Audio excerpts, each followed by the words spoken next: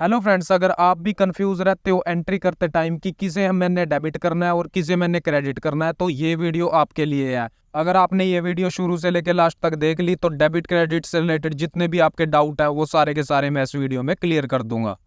Normally हमें debit credit को याद रखने के लिए अकाउंटिंग के सारे रूल पढ़ने होते हैं, लेकिन इस वीडियो के अंदर जो है मैं आपको ये नहीं बोलूँगा कि आप ये सारे के सारे रूल पढ़ो। आपको सिर्फ एक ऐसा नुक्ता दूंगा जिससे जो है आपको एकदम से पता चल जाएगा कि ये चीज़ मेरी डेबिट होगी और ये मेरी क्रेडिट होगी। ज़्यादा टाइम वेस्ट ना करते हुए चलिए वीडियो को शुरू करते हैं। तो यहाँ पे आपको देखने को मिल रहा है एक डेबिट लिखा है, एक क्रेडिट लिखा है। तो नॉर्मली अगर मैं आपसे पूछूं कि डेबिट क्रेडिट आपको पता है तो आप बोलोगे कि नहीं पता, तभी आप ये वीडियो देख रहे हो। बट अगर मैं आपको एक चीज़ बोल लूँ कि आपको प्लस माइनस पता है, तो कोई भी बंदा मेरे हिसाब से ऐसा नहीं होगा जिसको प्लस माइनस के बारे में नहीं पता है। तो यही हमारा फॉर्मूला है। आपने क्या करना है, एंट्री के अंदर ये चीज़ देखना है कि जो भी चीज़ हमारी प्लस हो रही है उसको क्या करना है, आपने डेबिट करना है, और जो भी चीज़ हमारी माइनस हो रही है उसको आपने क्या करना है, क्रेडिट करना है। तो वीडियो बहुत ज़्यादा इंटरेस्टेड होने वाली है। अब हम क्या करने वाले हैं, प्रैक्टिकली इसको यूज़ करके देखने वाले हैं। तो यहाँ पे मैं क्या करता हूँ, कुछ एंट्रीज़ को ओपन कर लेता हूँ। यहाँ पे एंट्रीज़ को ओपन करते ही यहाँ पे मैंने पहली एंट्री लिखी है, फर्नीचर परचेज फॉर कैश ₹10,000। 10,000 रुपये का फर्नीचर हमने खरीदा है। तो फर्नीचर हमारे पास क्या हो रहा है, वो प्लस हो रहा है। मान लीजिए हमारे पास पहले ही कोई फर्नीचर पड़ा है, हमने और फर्नीचर खरीद लिया 10,000 रुपये का, तो हमारे पास प्लस हो रहा है। तो यहाँ पे मैं प्लस का साइन लगा देता हूँ। प्लस का साइन लगाने के बाद कैश हमारे पास से क्या हो रहा है, वो माइनस हो रहा है, जा रहा है। तो यहाँ पे मैं कैश के आगे माइनस का निशान लगा देता हूँ। अभी यहाँ पे मैंने जो आपको रूल बताया था कि जो चीज़ हमारी प्लस होगी उसको हमने यहाँ पे क्या करना है, डेबिट करना है, और जो चीज़ हमारी माइनस होगी उसको हमने क्रेडिट करना है। तो ये देखिए हमारा फॉर्मूला बिल्कुल ठीक यहाँ पे काम कर रहा है। इसकी एंट्री जो है हम टैली के अंदर भी डाल लेते हैं। यहाँ पे मैं क्या करता हूँ, सबसे पहले आपको कैश चेक करा देता हूँ। यहाँ पे आपको देखने को मिल रहा है कैश जो है मेरे पास क्लोजिंग बैलेंस के अंदर 30,000 रुपये है, मतलब 30,000 रुपये मेरे पास यहाँ पे कैश पड़ा है। अभी मैं क्या करने वाला हूँ, 10,000 रुपये का फर्नीचर परचेज करूंगा, उसके बाद भी मैं चेक करूंगा कि मेरे पास से कैश कम हुआ या नहीं। तो यहाँ पे मैंने क्या करा है, यही एंट्री जो है सेम टू सेम यहाँ पे मैं ले लेता हूँ। फर्नीचर अकाउंट को मैं डेबिट करता हूँ एज पर फॉर्मूला जो मैंने आपको बताया था प्लस माइनस वाला। उसके बाद यहाँ पे कैश को मैं क्रेडिट कर देता हूँ 10,000 रुपये से।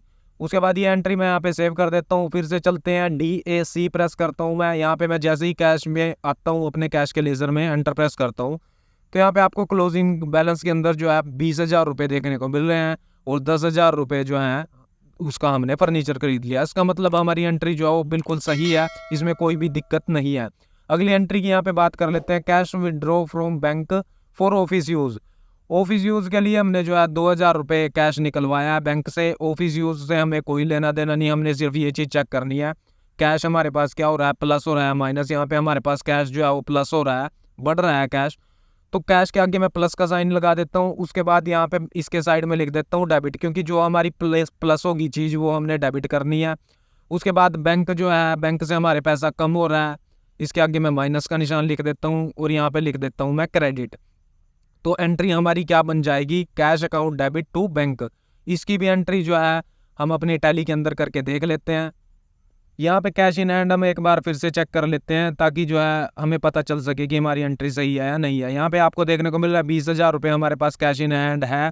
उसके बाद हमने कैश विड्रॉ किया, तो इसकी एंट्री मैं कॉन्ट्रा में डाल देता हूँ। ऊपर की साइड कैश लेता हूँ, कैश अकाउंट डेबिट करता हूँ, नीचे की साइड बैंक लिखता हूँ, और यहाँ पे मैं क्या करता हूँ 2,000 रुपये डाल देता हूँ। 2,000 रुपये हमने कैश निकलवाया है।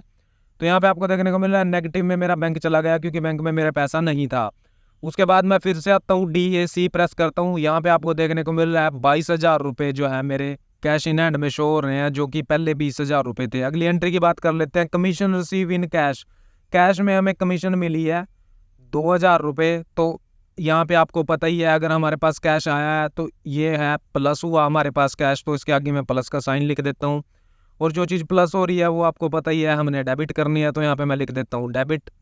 उसके बाद हमें कमीशन जो है हमारे पास लेस नहीं हो रही है, बट आपने एक चीज़ याद रखनी है, जो चीज़ हमारे पास प्लस हो रही है ना, उसके अपोजिट में जो भी चीज़ होगी वो आपने माइनस कर देनी है, क्रेडिट कर देनी है। तो यहाँ पे मैं क्या करता हूँ, माइनस का साइन डालता हूँ और यहाँ पे लिख देता हूँ क्रेडिट। अगर कई बार कई एंट्रियों में ऐसा होगा कोई चीज़ माइनस हो रही है, क्रेडिट हो रही है, बट आपने क्या करना है, उसके अपोजिट जो भी एंट्री होगी, चाहे वो हमारे पास कुछ चीज़ आ रही है या नहीं आ रही है, उसको आपने सिंपली डेबिट कर देना है। तो यहाँ पे मैं क्या करता हूँ, ये एंट्री पास कर देता हूँ। हमारे पास कैश आया है तो कैश अकाउंट में यहाँ पे डेबिट करता हूँ। उसके बाद यहाँ पे कमीशन जो है हमारी क्रेडिट होगी, तो यहाँ पे मैं ले लेता हूँ कमीशन। और इस तरह से आप जो है अपनी एंट्री को पास कर सकते हो। अगली एंट्री की यहाँ पे बात कर लेते हैं, cash deposit into bank. Bank में हमने जो है पैसा जमा कराया है। अभी यहाँ पे बैंक के अंदर जो है हमारे पैसा ऐड हो रहा है, तो यहाँ पे मैं प्लस का साइन लिखता हूँ। बैंक का मेरा जो है वो डेबिट होगा। उसके बाद कैश जो है हमारे पास से जा रहा है, तो यहाँ पे मैं इसके आगे माइनस का निशान लिखता हूँ। कैश कम हो रहा है हमारा, और इसको हम क्या करने वाले हैं, क्रेडिट होगा ये बिल्कुल। इसकी भी एंट्री हम एक बार टैली के अंदर अपने डाल के देख लेते हैं। यहाँ पे हमारी एंट्री जो है वो बन चुकी है, bank account debit to cash. तो यहाँ पे मैं क्या करता हूँ, इसको कॉन्ट्रा के अंदर कर लेता हूँ। यहाँ पे मैं ऊपर की साइड लिखता हूँ बैंक, जो जिस भी बैंक में हमने पैसे जमा कराए हैं। उसके बाद नीचे की साइड में कैश लिखता हूँ। जितने भी हमने पैसे जमा कराए हैं वो यहाँ पे हम डाल देते हैं। और यहाँ पे आपको देखने को मिल रहा है कैश इन हैंड जो है वो मेरा 22,000 रुपये रह गया, जो कि पहले 24 था। अगर मैं यहाँ पे एंट्री को जीरो करता हूँ तो यहाँ पे 24 दिखाता है। उसके बाद यहाँ पे अगर मैं 2,000 रुपये डालता हूँ तो यहाँ पे आपको देखने को मिल रहा है 22,000 रुपये कैश इन हैंड मेरा शो करता है। यहाँ पे डायमेंशन में अगर आपने डालना है कि कितने के नोट आपने कितने जमा कराए तो आप डाल सकते हो।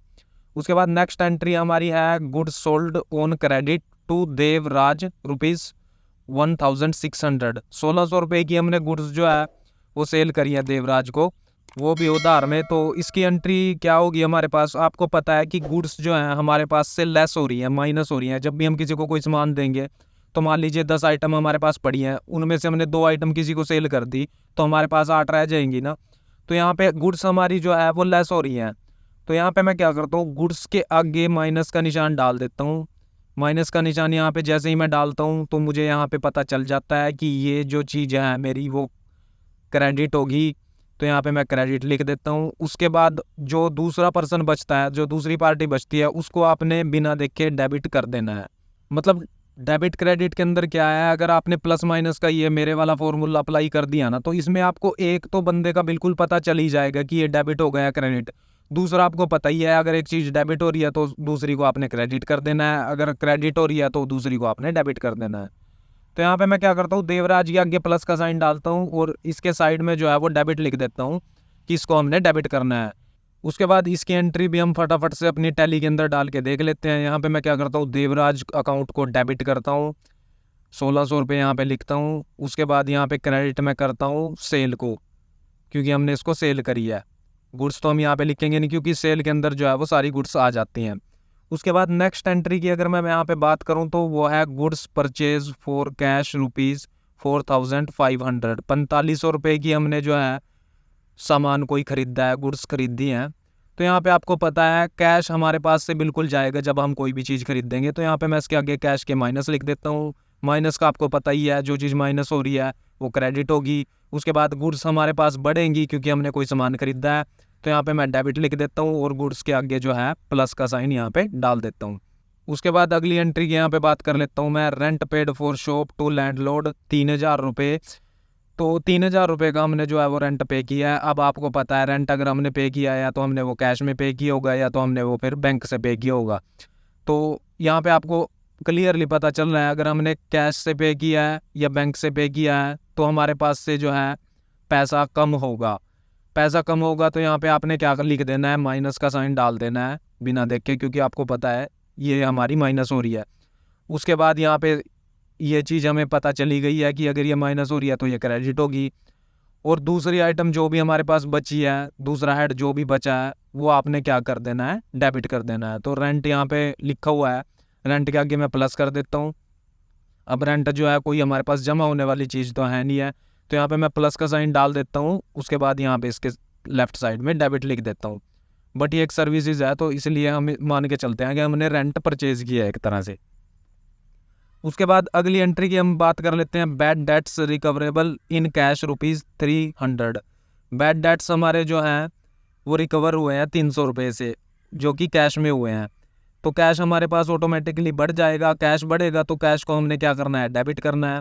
उसके बाद जो दूसरा हमारे पास हेड बचा है उसको हमने सिंपली क्या कर देना है, क्रेडिट कर देना है। यहाँ पे बैड डेट्स के आगे मैं आता हूँ, माइनस का साइन डालता हूँ, क्योंकि हमारे बैड डेट्स जो है वो कम होंगे। अगर कम हो गया कोई चीज़ तो वो ऑटोमेटिकली क्रेडिट होगी। तो यहाँ पे माइनस का साइन मैं डाल देता हूँ और इसको मैं कर देता हूँ क्रेडिट। उसके बाद नेक्स्ट एंट्री की हम यहाँ पे बात कर लेते हैं। डेप्रिसिएशन ऑन फिक्स एसेट ₹500, 500 रुपये जो है डेप्रिसिएशन लगा है हमारी फिक्स एसेट पे। डेप्रिसिएशन का आपको पता ही है, गिसावट होती है। अब गिसावट किसी चीज़ की होगी तो उसकी वैल्यू ऑटोमेटिकली कम होगी।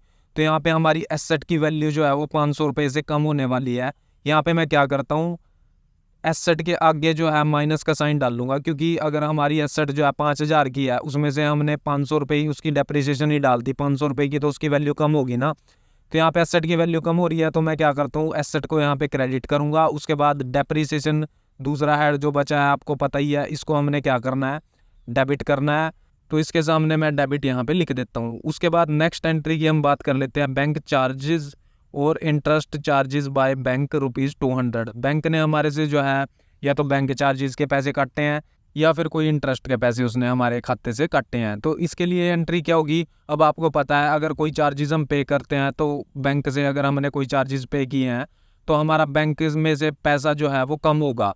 तो पैसा अगर यहाँ पे कम होगा तो हम क्या करेंगे, सिंपली फॉर्मूला अप्लाई करेंगे। यहाँ पे बैंक में से अगर पैसा कम हो रहा है तो बैंक को माइनस करेंगे, माइनस हो रहा है मतलब बैंक में से पैसा, तो इसके आगे मैं माइनस का साइन लिख देता हूँ और यहाँ पे मैं लिख देता हूँ क्रेडिट, क्योंकि बैंक हमारा क्रेडिट होगा, बैंक से हमारा पैसा जा रहा है, तो मैंने इसीलिए यहाँ पे माइनस का साइन लगा के इसको क्रेडिट कर दिया।